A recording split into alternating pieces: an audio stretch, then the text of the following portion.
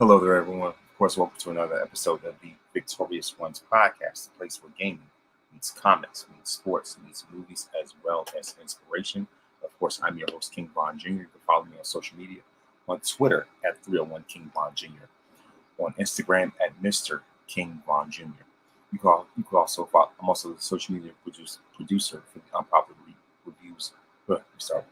I'm the social media producer for the Unpopular Reviews wrestling show Perfect Plex Talk Radio, hosted by Mike Knox on Mondays at 6 p.m. Here on YouTube. And so of course, also for my own YouTube channel, go to youtube.com/@ Von Rest Virginia. And so of course, like I said, the social media handles are right here, for those that are interested, for those that want to follow. And, and of course, this past week has been, I mean, a week of headlines to say, a week, let's say, eventful to say the very least. So of course, when it comes to this week's episode, got a whole lot to talk about. I got it right here, but of course, in this we're going to cover the week in wrestling from SmackDown, Raw, NXT. You know what I mean? So of course my thing is, for the most part, I like to talk about the things that I liked, the things I enjoyed. And but also at the same time, we're going to be get on a more serious note because this is a headline, um, that nobody can escape. And so of course, dealing with like this in regards to the recent scandal allegations involving the Diddler himself, Diddy. You know what I mean? And and just yeah, I'm just definitely gonna sound off on it because things, the things that were, that we witnessed on that video, as well as all the other stories, have just been downright horrendous. Horrendous is a very light way to put it, but just downright disgusting and gross. And I'm certainly gonna, like I said, I'm definitely gonna, have my venting session, if you will, pretty soon. But also at least on a, like I said, as far as that, um, I'm also going to talk about the X-Men '97 finale, as well as my top 10 episodes of season one. That's right, season one, because it's been leaked that apparently we're going to have that by the end of the year. That's what we're talking about. By the end of the year, we should have season two of X-Men '97. And when I say this show has been a groundbreaking show, this has been, a shot in the arm, that Marvel has needed for the longest time. And like I said, as far as that, um, actually, you know what? Right back. So one more thing I need to adjust now.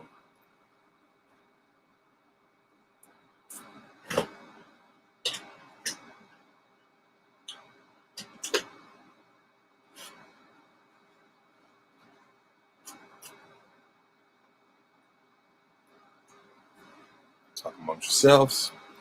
Yeah. So anyway, I feel right. I gotta have one of my Marvel watches as well. You know what I mean? Of course, salute to Invicta. But yeah, but of course, anyway, like I said, without further ado, I'm gonna go into, like I said, the weekend wrestling, and of course, we always start off, like I see, of course, the weekend wrestling is always gonna start off with SmackDown because maybe because that's the earliest as far back as this goes, and and of course, other news as far as gaming news, I'm like one match away from completing the entire showcase, for WWE 2K24. Like I said, right before this recording, I just beat Cody with Roman at WrestleMania 39. So all I have to do is, it's a WrestleMania World Rumble thing that that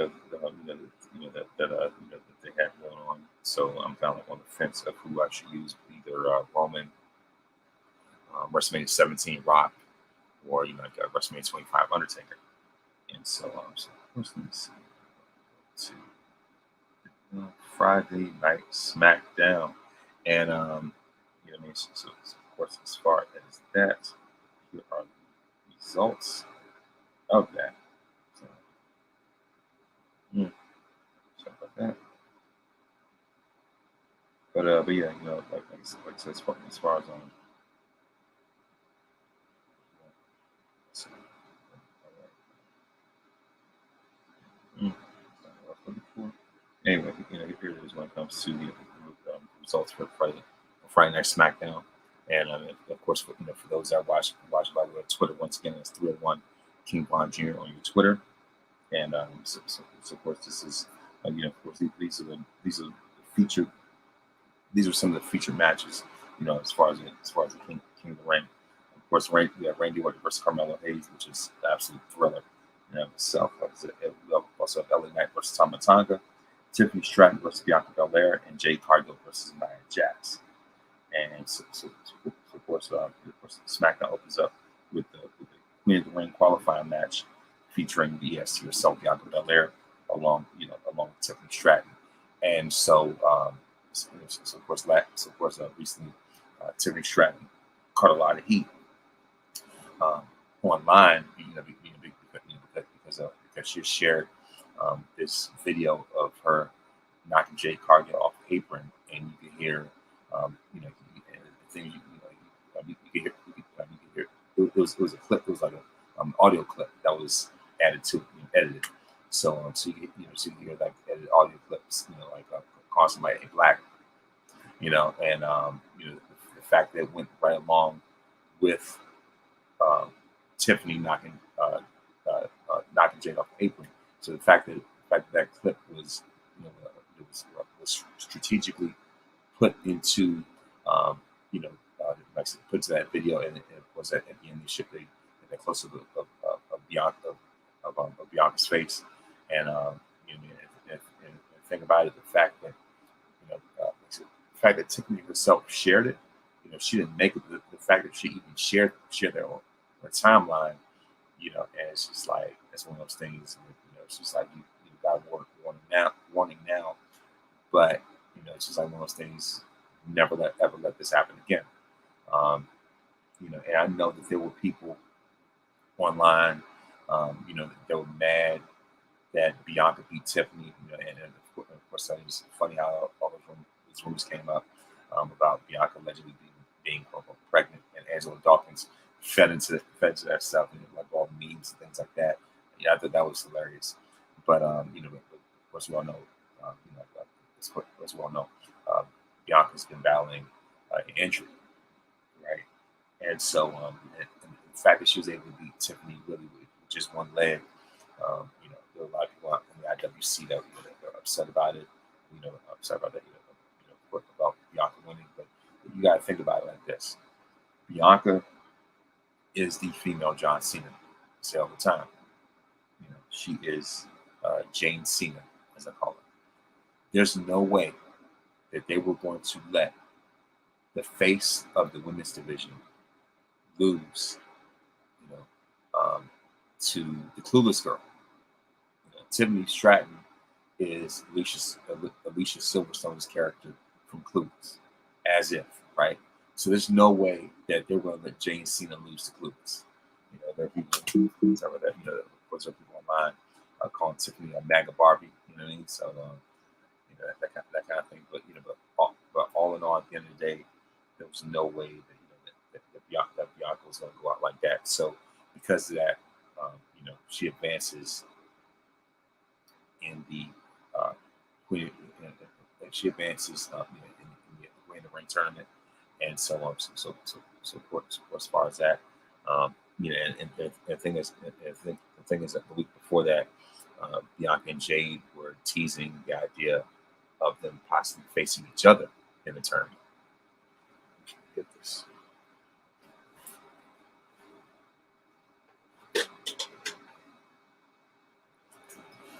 So yeah, with that, and then they're like, nah, and of course, overall, it was a very solid match. Great showing from Tiffany, but in the end, like I said, in the end, the EST is going to prevail. But like I said, as far as the backlash, towards Bianca, it's ridiculous. It is silly. It's nonsense. You know what I mean? Like I said, Bianca is the franchise player, franchise star of the women's division right now, all across WWE, right? And so, Bianca beats Tiffany with one leg. Imagine, what I mean? Like it happens all the time. Seth Rollins lost to, basically like a one-arm Cody Rhodes, really, in Hell in a Cell. Imagine how the guys at the Olympics felt about losing to Kurt Angle. You know what I mean? Like if you were just undeniable, it is what it is. Imagine how the Utah Jazz felt losing to Jordan while he had the flu. Imagine how Minnesota Vikings must have felt when they let Walter Payton run for 275 yards with the flu. You know, what I mean? If you were if it's destined for you to to win or to excel in something, it doesn't matter what your limitation is, what your ailment is, whatever. You're gonna get the job done. In Bianca's case, it was meant for her to get the job done. And plus, like I said, and plus not only that, but for Tiffany, that's way too much, way too soon right now. You know what I mean? Like, and of course, Tiffany was great as the NXT Women's Champion, but it's a whole different ballgame from between NXT to the main roster. So Tiffany's got to go through a humbling process right now. So in due time, she will be there. But for right now, then we have Mr. L.A. Knight versus Tama Tonga. And of course, Tama and Bloodline them on the wall, and there was no denying it, and including Tama Tonga was of course was the winner of the match, and of course one of the highlights of SmackDown was the match with Nia Jax versus Jade Cargill, and the winner by disqualification, Nia Jax.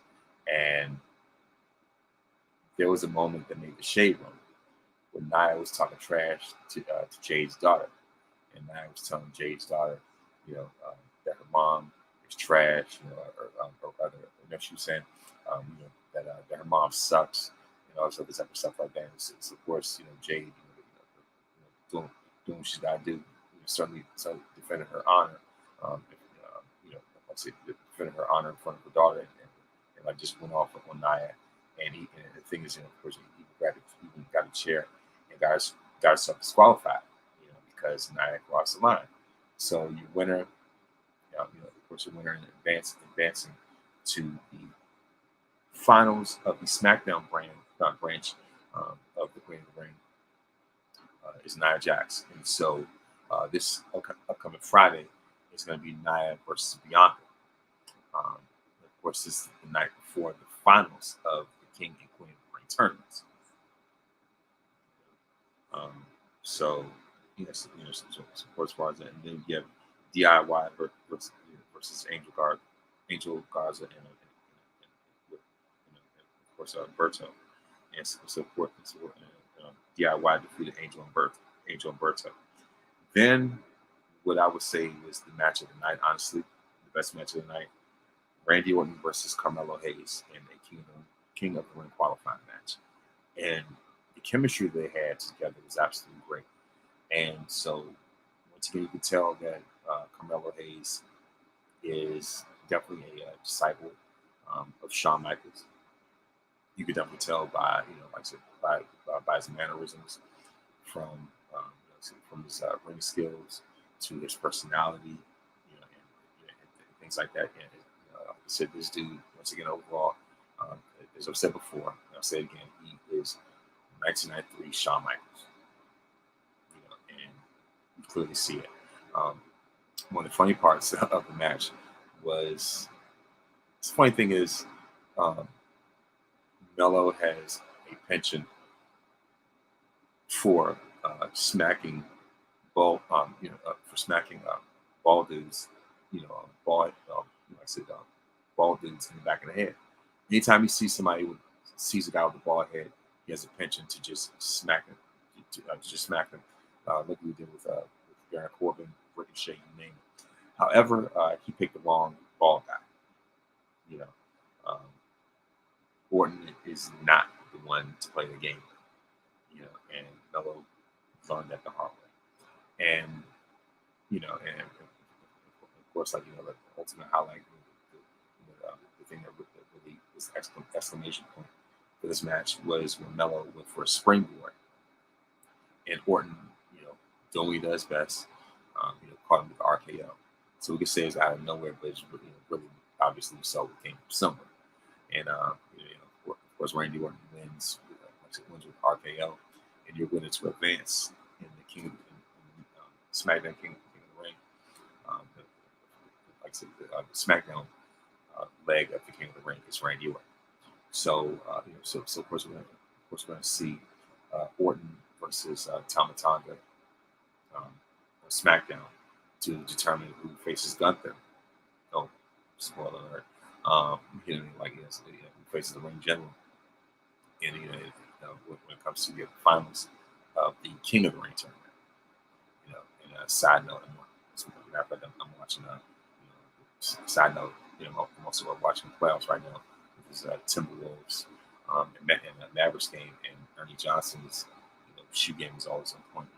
He has he has the Jordan 11s, Space Jam 11s. I was like, man, he always has swagger anyway. But yeah, like I say, of course, like I say, that's just a little side note. Of course, the Timberwolves been looking super impressive. More on that later, playoff stuff later. But yeah, like I said, as far as that, like I said, Randy Orton defeats Carmelo Hayes. Of course, the exclamation point for this past Friday's episode of SmackDown. And so now it is time to go into Monday Night Raw. And I say that this certainly a very special episode of Raw, and of course the feature for this the King of the Ring semifinals match was with main event Jey Uso versus the Ring General Gunther. Then we have the Queen of the Ring semifinal match with Lyra Valkyrie versus Io Sky, the Genius of the Sky. Then we have the World Tag Team Championship match with Austin Truth versus Finn Balor and JD McBobblehead. And of course, we also have Sami Zayn versus Chad Gable. And so of course, like I said, of course, Sami Zayn kicked off Raw by talking about his defensive Intercontinental Championship against Chad Gable and Bronson Reed on Saturday in Jeddah, Saudi Arabia, at King and Queen of the Ring. And so, of course, as Sami's delivering his promo, Chad Gable interrupts him as he goes on once again to be great.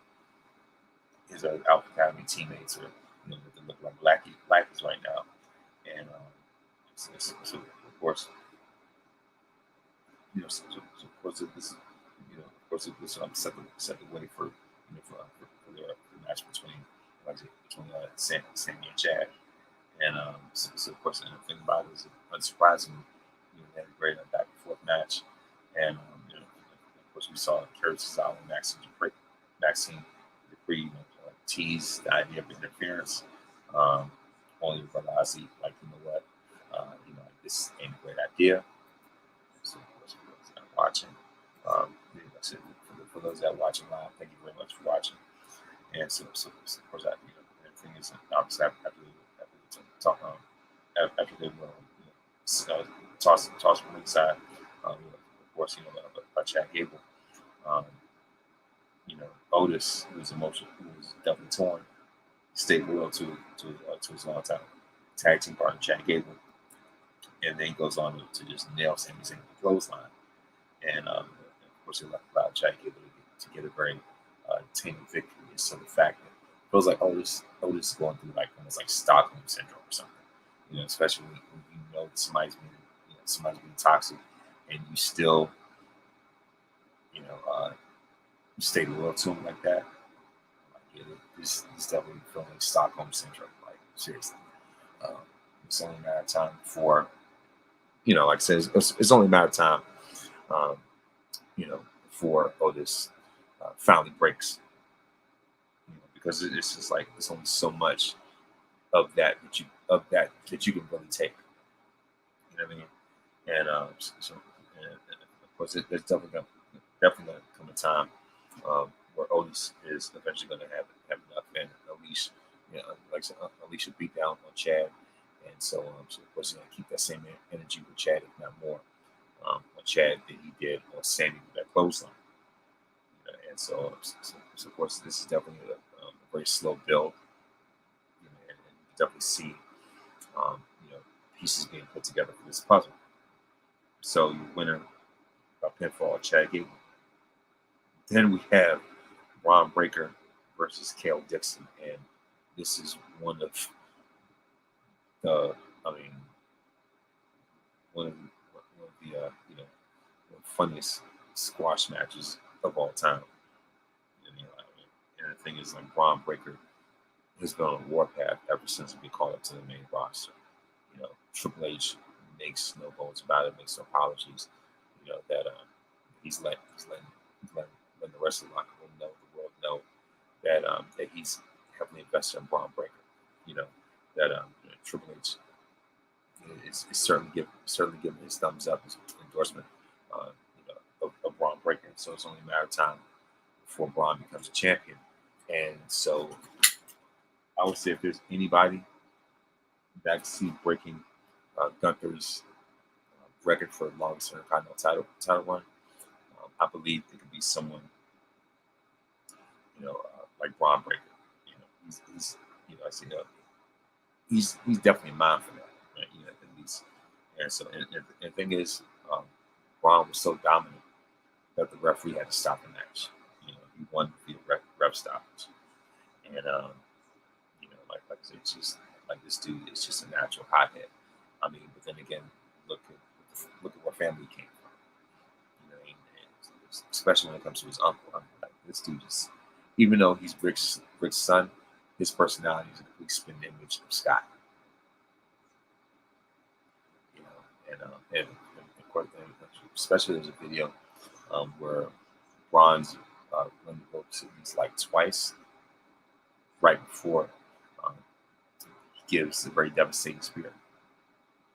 Next up, we have the Queen of the Ring semifinal match: Lyra Valkyria versus Io Scott. And so, the winner of this match would advance to the finals of the Queen of the Ring tournament. And when I say Lyra gave her all and then some, you know, versus someone like Io Scott. Io Scott was literally a former, literally a former women's champion. She's been a former women's champion for a month now. I mean, so the fact that Io is still fresh within that hunt, but surprisingly, Lyra goes on to defeat Io.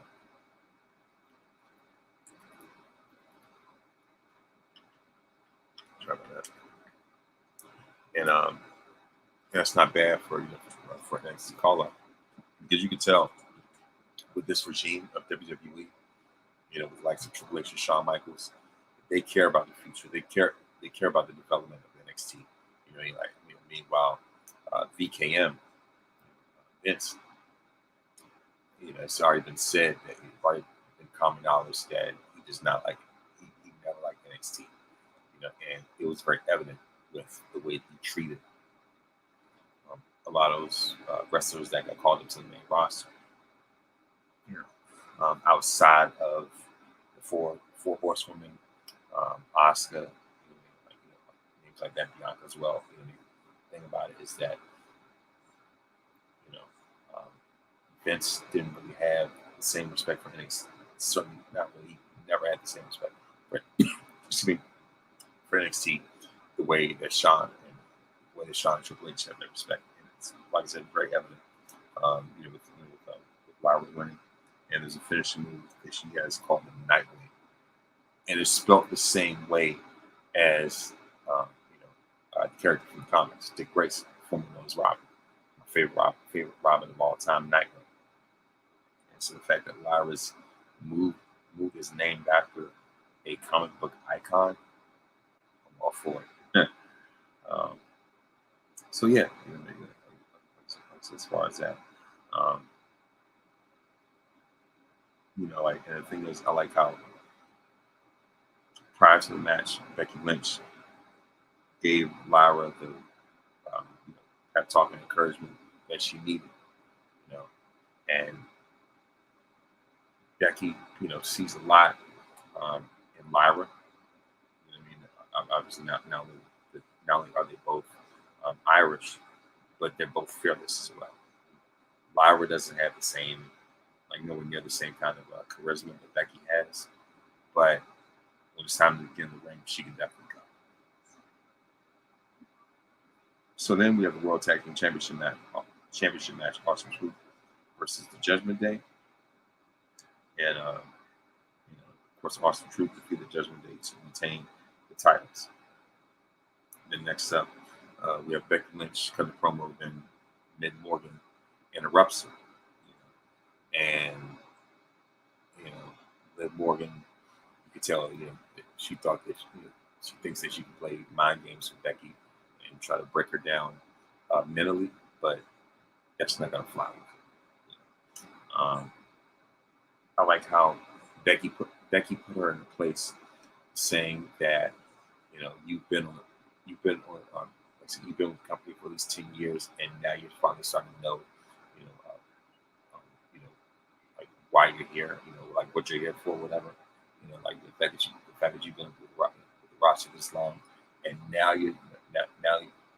things, and now you start to like figure out, like now start to see, like start to see what you're in the company for, other than just being some men, women's champion, whatever. It's not really, really like the world on fire, or whatever.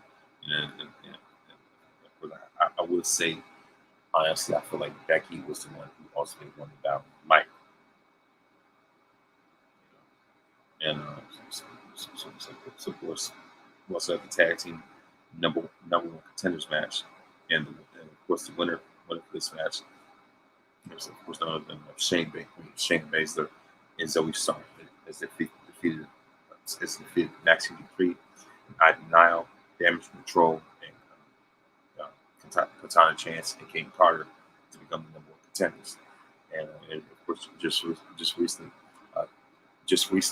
Kane Carter celebrated her birthday. And of course, happy belated birthday to her. And but unfortunately, she couldn't, get that birthday gift. And unfortunately, she couldn't get the gift of the number one contenders match. And of course, your winners are Shayna Baszler and Zoe Stark. And finally, the King of the Ring tournament semifinal main event: Jey Uso versus the Ring General Gunther. And Gunther even cut a promo in the empty arena, talking about how how for him the mat is sacred, and just have to know how Jey Uso is mainly for popularity, and Gunther just talking about how he has more substance than Jey, and talking about how he was going to win, but like I said, overall the match was great, and we see Jey Uso with all the fireflies, rest in peace of Bray Wyatt. It's certainly a great sight to behold. But in the long run, the Ring General, wrestling version of Colossus would prove to be too much for Jey Uso. So whatever that match is Gunther. Someone who could change their finisher pretty much at the drop of a hat, change it on a dime.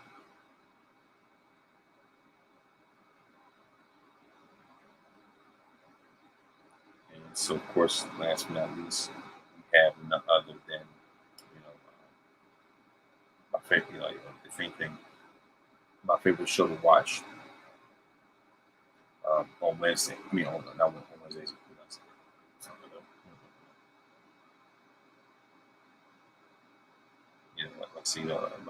My favorite show to watch on Tuesdays. I'm getting ahead of myself, and that is none other than NXT.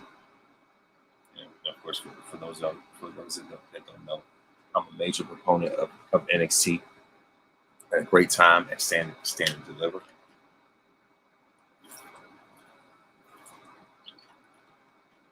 Last week I was a guest on Watch What Happens NXT, hosted by Siendal, the honorary wrestling girl, aka Katsu. And by way of a conversation, NXT's got a lot of drama going on. Shawn Michaels doesn't mind being unserious, and there's something it's going to be very unserious next week after I get this rundown. It's going to be downright hilarious. Seriously, this is probably me almost wants to do. Almost wants to do a live recording as it's taking place next week, and like I said, more on that in a minute.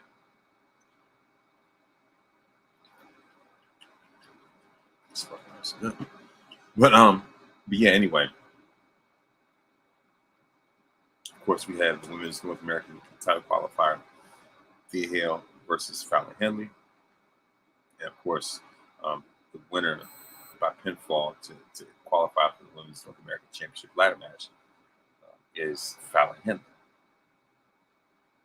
Defeated someone who was a friend, and of course, Fallon Henley defeats the AL, as I call them, the Scream Queens. Then we have the NXT Tag Team Championship match with Nathan Frazier and Axiom versus the Family. And of course, Frazier and Axiom defeat Stacks and Crucifino from the Family by pinfall to retain the NXT Tag Team Championships. Then we have our number one contenders match for the North American title. It's a triple threat with Wesley versus Josh Briggs versus Joe Coffey. And Joe Coffey's got this, got one of those old 1800s looking mustache thing, or whatever the case is, something like that. Of course, Wesley and Joe Coffey defeat Josh Briggs by pinfall. They both defeat by pinfall, as they both earned the opportunity for the North American Championship, held by Mbaku Femi, Oba Femi. So of course, as far as that, and during the match, Oba Femi even joined commentary. And of course, he made it very, very clear, crystal clear, that he did not care who won. Either way, he's going to walk out as still your NXT North American champion. So, again, no dog in the fight whatsoever. And of course, the NXT general manager gave the reign, clarified to Oba Femi that he would defend the triple threat at Battleground. And clearly, Oba did not look pleased at all. He was not impressed whatsoever. Then we have, the Women's North American Championship qualifying match, Jada Parker versus Brenda Reese. And Jada Parker has been going by leaps and bounds, and of course, like last week, CNO was asking who I have next. And by the way, my prayers out for prayers go out for Siendal. Pray for her healing. Of course, as of this week, she couldn't do her show because she's under the weather. So, my prayers are with her right now. But yeah, so as far as that, I know she's asking as far as who I had next, and Jada Parker's definitely on that list as far as who I have next. And so if there's anybody who I would see being, being the North American champion, it will be Jada Parker.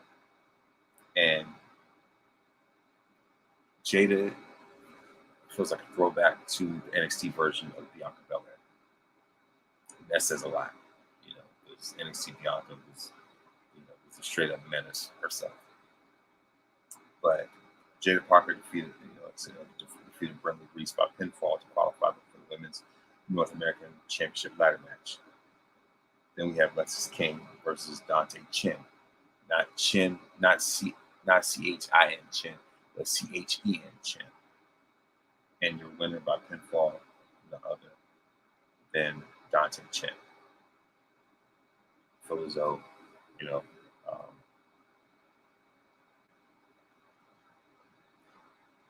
Lexis King has been taking his fair share of L's, as of late. then again, he does a great job of being a heel, natural heel anyway. And so Luke Gallows and Carl Anderson going and going to attack Trick Williams and Javon Evans. So after Trick Williams made it crystal clear that he did not assault Noam Dar, saying that he doesn't do sneak attacks. I can tell Trick is definitely not the one.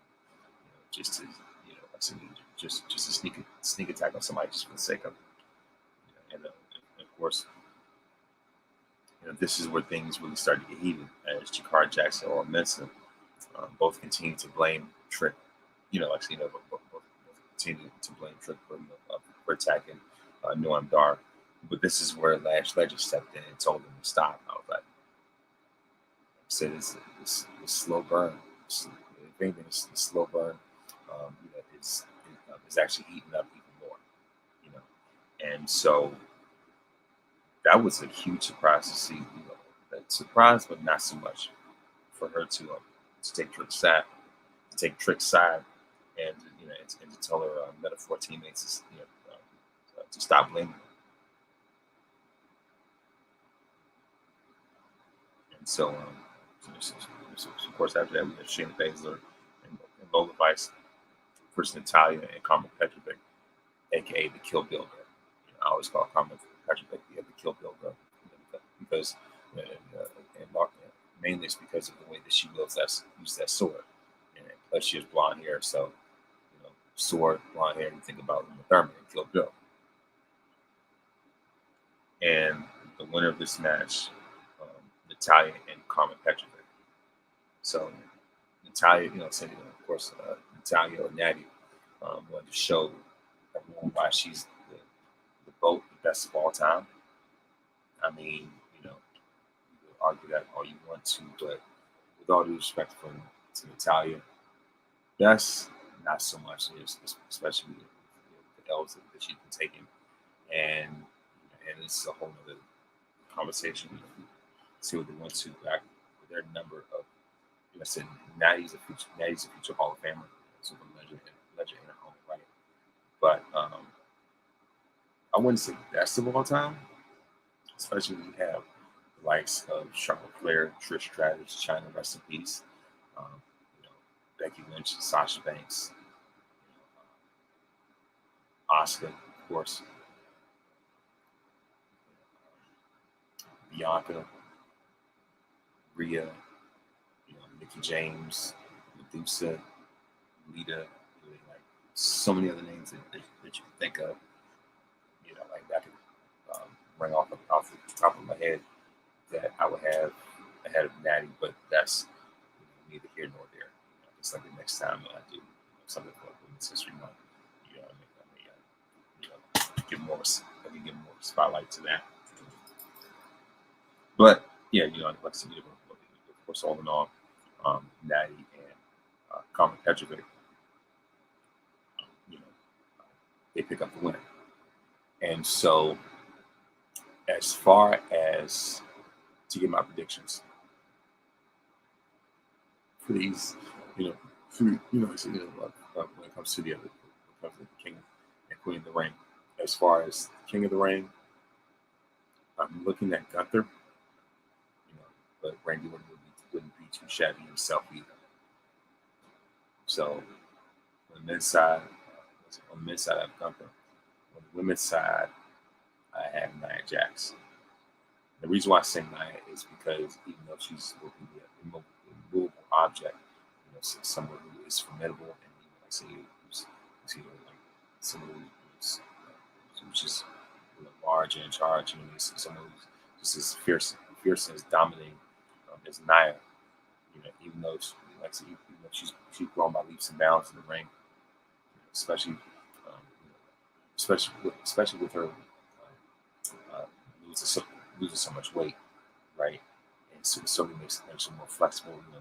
Makes her, at least allows her to just do more in the ring. You know what I mean? So it just makes her, makes her a little more versatile. And then, at the same time, so many other people that are able give her the slam or whatever. You know what I mean? It's like, man, you know. But other than that, I just don't see Nia, coming this far only to lose. And I don't know about anybody else, but it feels like Nia had sort of like a losing streak when it came to big matches. And so I feel as though she's back for a reason, and so I feel as though they definitely they can definitely do better. So that is why I go with Nia as the women's king of, the women's queen. Nia as the winner for the queen of the ring. Excuse me. Nia Jax is my choice for winning the queen of the ring all the way. And then for the men, I'm looking at Gunther himself. So those are my predictions. And more to come next week. Especially in the aftermath of this upcoming, especially in the aftermath of this upcoming Eddie Guerrero, Amy Legends documentary. And I think pretty soon it's going to be the time where I have to this rank my top Andy Legends specials of all time. Because Roman definitely has a very strong case to be on that list. But for this week, I have a totally different list.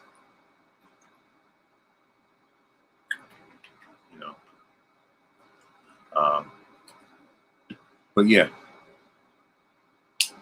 I guess I gave a spoiler way early. But yeah, like I said, of course, when it comes to Monday Night Raw, like I said, of course, I've got the defeated Jay himself. Full disclosure, but yeah. So that does it for like if anything. That does it for at least the weekend wrestling portion, and pretty much begin getting my wrestling news out the way. And also before I go any further,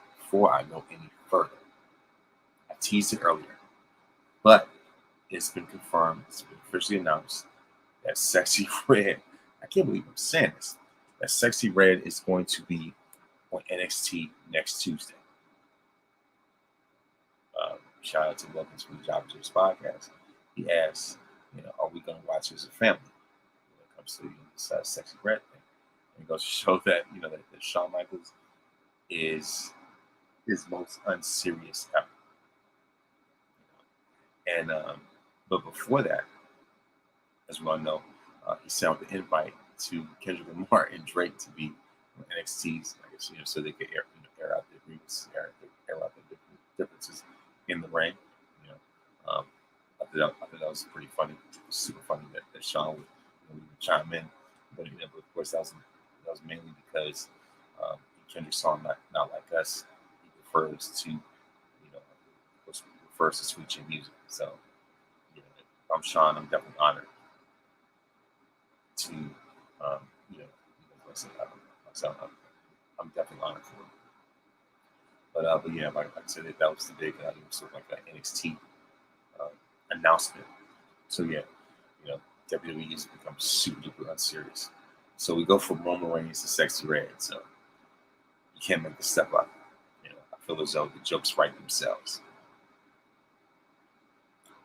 So I know next week, like I said, I know next week is going to be the episode after Roman's birthday, which Roman's birthday happens to be on Saturday, the same exact day as King and Queen of the Ring.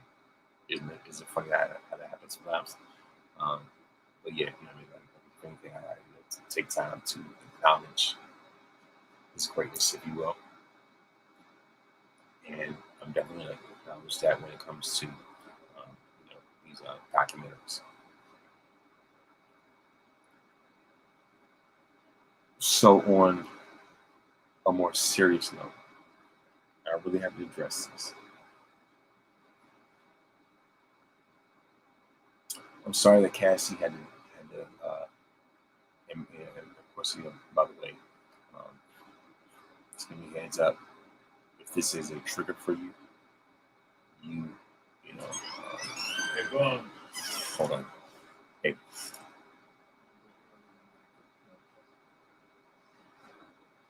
So yeah, so if anything, you know,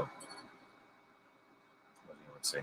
But yeah, like I said, of course, on a more serious note, um, my prayers go out to Cassie and everyone who's been a victim of DV domestic.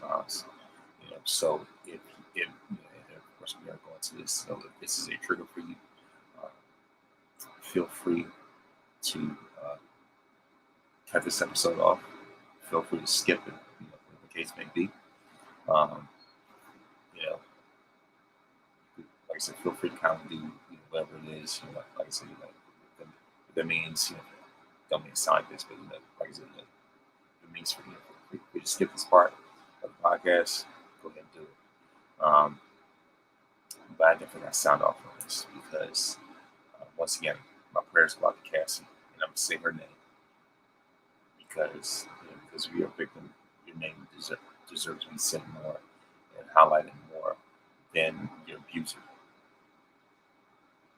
And shout out to Your Sports and Tay, um, Dre, and Matt for having this conversation.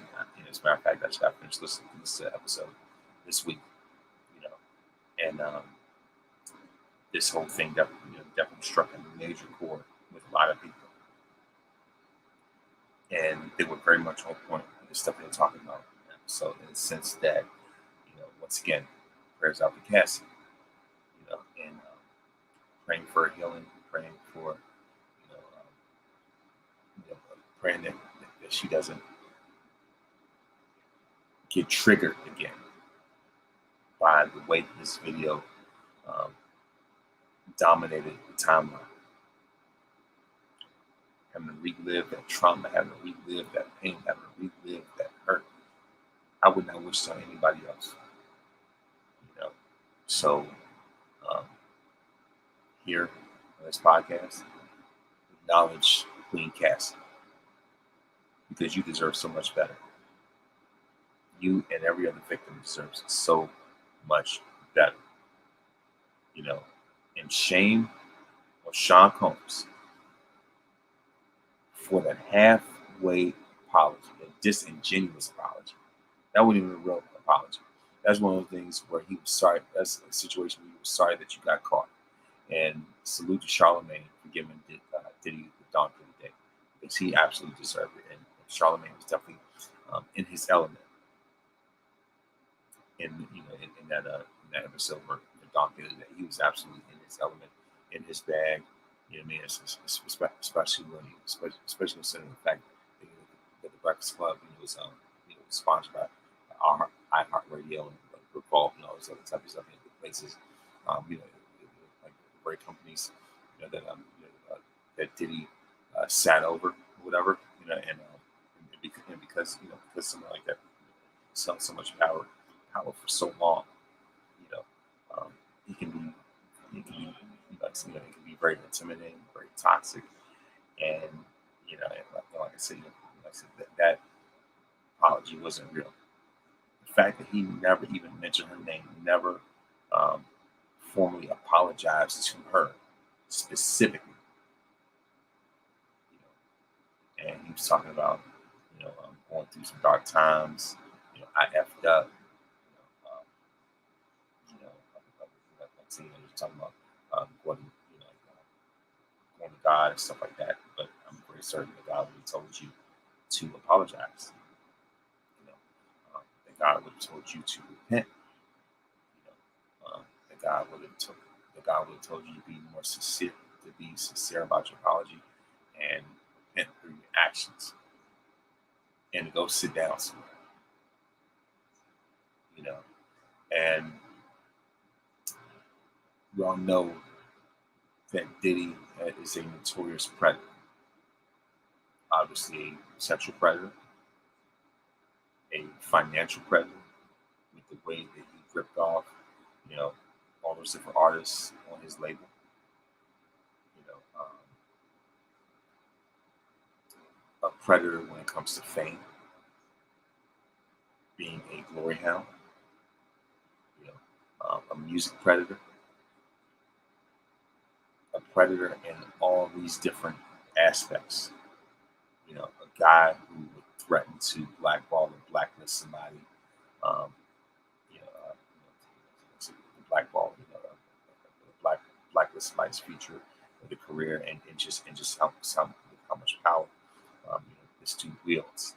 And so the thing about it was that it's been said that, that because it's been 8 years, they're beyond the statute of limitations when it comes to like formally arresting him at the moment. So that's why they had to end up selling out of court. I hope I'm saying it right, but for the people that that the thing about it is that the people that have known Diddy for so long and know what type of monster this dude is, and know his patterns and problematic predatory behavior, and knew about it, and you said nothing, it did nothing, and let it persist. Shame on you. Or rather, yeah, or even bigger than that, the people that know that and still defend him, shame on you. And look, especially for that generation of artists and people, from his era, that that refuse to truly hold him accountable.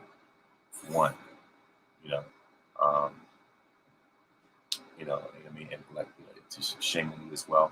The people be like to hear, the people that that like I said, from that generation, you know, um, who don't mention Cassie at all, but would rather send a long-winded message, you know, in the comments section, talking about praying for Diddy. To me, that's unacceptable. I was not cool with that.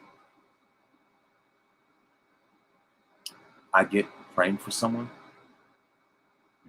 because I have no problem with that. And especially it's just like, especially for those of us who are Christians, we're supposed to be the light of the world, share Jesus with people and stuff like that. But at the same time, we still have to read the room.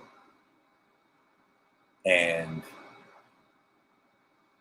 when you read the room, you would know that it's not a very appropriate time to publicly send a message out saying that you're praying for them. If anything, if you're gonna pray for somebody like that, you could send it. You could say that to them privately. You could text that to them privately, instead of letting the whole world know about that, because it makes it look as though you're minimizing the victim herself. If anything, keep the same energy towards praying for Cassie, publicly announcing that you're going to pray for her. Keep that same energy for that you would publicly saying that you pray, for someone like Diddy. Like I said, I believe in prayer, don't get me wrong. But the thing is, I also believe in reading the book, and leaving messages like that is not the best time. Not to say Kelly Price by name, but she's definitely been catching a lot of heat about that. And so, yeah. But yeah, I mean, like says, yeah, like says, as far as that,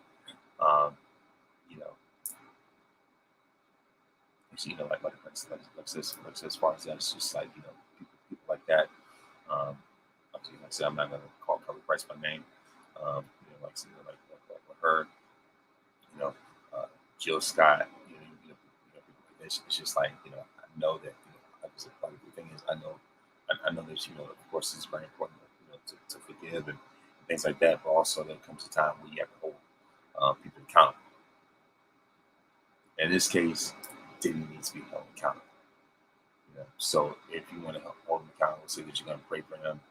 Um, I would say, at least this is me. I'm not trying to tell nobody what to do, whatever the case is. But I know if I were in the, if that would be honestly, um, I don't want to be the most people that say, I would do this and that, whatever. But knowing the circumstances, I'm just going to be upfront. If I say that I'm going to pray for somebody or whatever, I would send that message behind closed doors. One of those things. For one, I would publicly acknowledge the victim. Publicly say that I'm praying for them and mention their name because they're the one who matters the most in the situation, right? I would do that. I would, if anything, I would send a message, to them privately. Either that, or I would just keep that long-winded text to myself altogether. Because, like I said, I still stand on what I believe. I'm like, you know what, like that wasn't the time for it. Because I say all that to say that that guy like that needs to be held accountable, especially when people know, as I've said before, what kind of monster this dude is. Towards women, I mean, look at King Porter, rest in peace. You know what I mean? And so, of course, like I said, when it comes to that, this recent situation, with Cassie, and just how volatile this guy is, how problematic he is, and just how toxic a guy like that is. So, believe women, believe the victims. When they tell you the first time, believe them. Believe the victims. And it's unfortunate that someone like that wields so much authority that he was able to pay for the footage and really just pay for silence for so long, and evade accountability for so long that it took a video for people to wake up. And if anything, it shouldn't have to take a video of just gruesome behavior for people to wake up. Um, it's just like if you know that this guy has just been straight up creep, it shouldn't have to take a video to prove it. You know what I mean? Like this guy has been on creepy hours for the past 30 years. And how manipulative he's been, how he has stepped over other people's heads to get to the top. How volatile this guy is, with and just the way how dirty he's treated his artists. And how he's been a ripoff, how he's been a con artist, how he's been a scam artist. I mean, like, if anything, this is a season of Diddy getting roasted. And what I mean, so if anything, if anything, I'm all for it. And so as far as that, like I said, this is this is how I feel.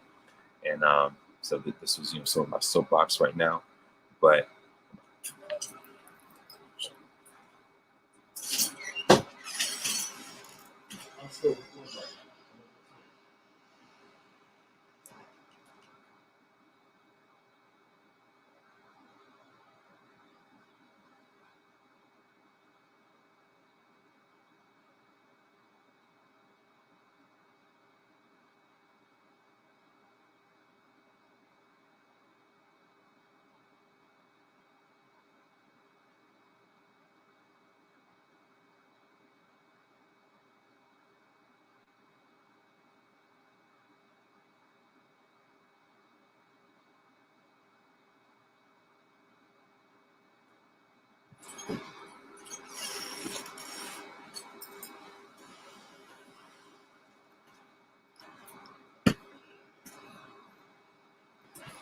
Sorry about that. But anyway, of course, of course that's just that's just my soapbox, if you will.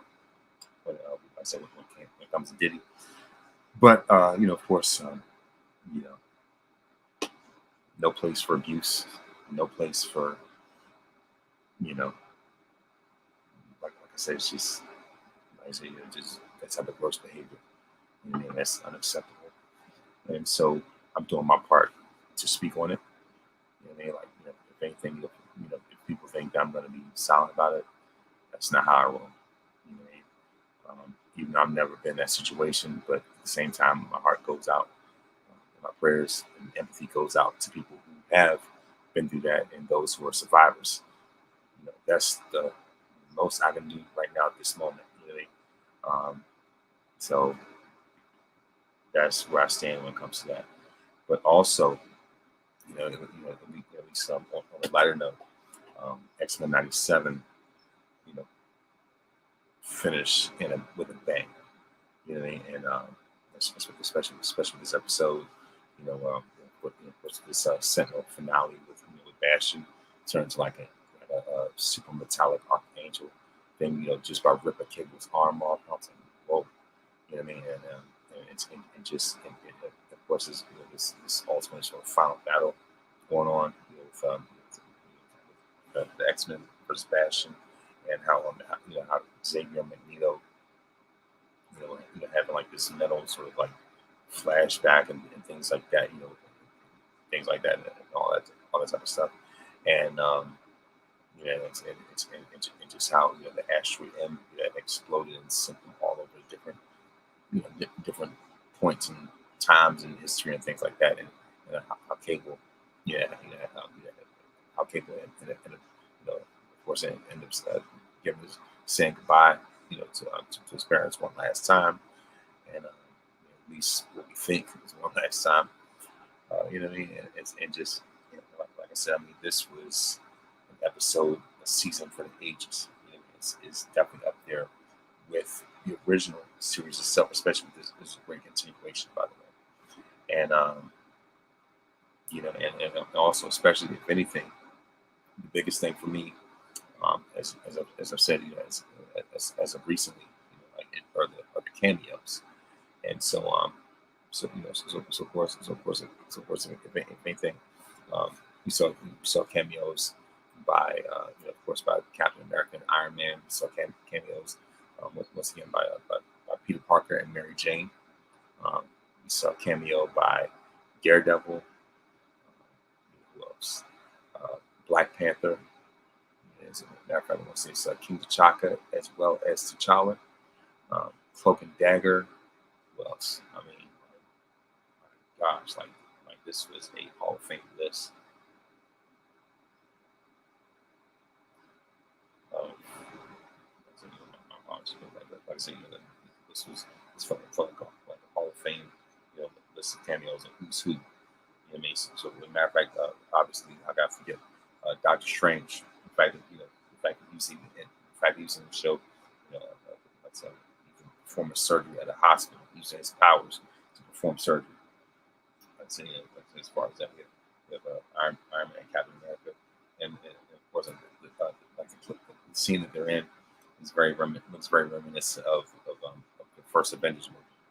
And, like I said, as far as them, we have Black Panther, Daredevil, Mr. Fantastic, of course, Peter and MJ, Doctor Strange, Psylocke. You know what I mean? Of course, Cloak and Dagger, Omega Red. You know what I mean? Like they have brought, they absolutely brought the best of the best, um, for this finale, and they definitely kicked off with a bang. And so, of course, so of course, without further ado, I'm going to rank my top 10 X-Men '97 episodes. I'm definitely going to wrap this up. Um, especially with the Abbott Elementary being on right now, as well as the playoffs, as I'm channel surfing back and forth. That's crazy. It's a pretty funny episode right now. But yeah, like I said, my top 10 X-Men 97 episodes. Number 10, episode 4, Motendo, which was that Jubilee episode. Um, Number 9, Life Death Part 2, which was, of course, episode 6 with Xavier and the Shi'ar Empire. And that's when Storm gets her powers back. Number 8, Fire Made Flesh, which is that Madeline Pryor weird Halloween hellish looking episode thing, whatever what that was about. Number 7 is episode 1. To Me, My X-Men. Number 6, is the episode Mutant Liberation, which is like episode 3. Number 5 is Tolerance is Extinction Part 1.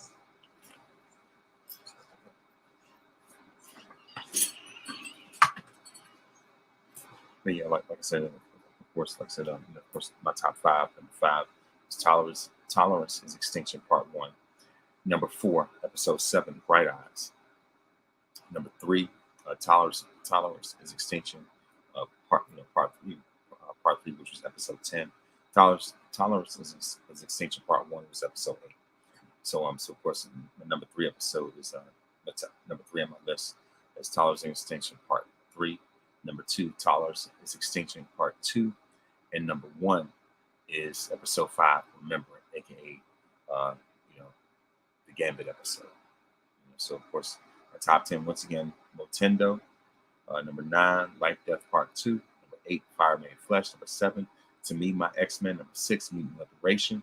Number 5, Tolerance is Extinction Part 1. Number 4, Bright Eyes. Number 3, Tolerance is Extinction Part 3. Number 2, Tolerance is Extinction Part 2. And number 1, Remember. So those are my top 10 X-Men 97 episodes. And side note, as far as movies I saw this past weekend, Kingdom of the Planet of the Apes, I highly recommend.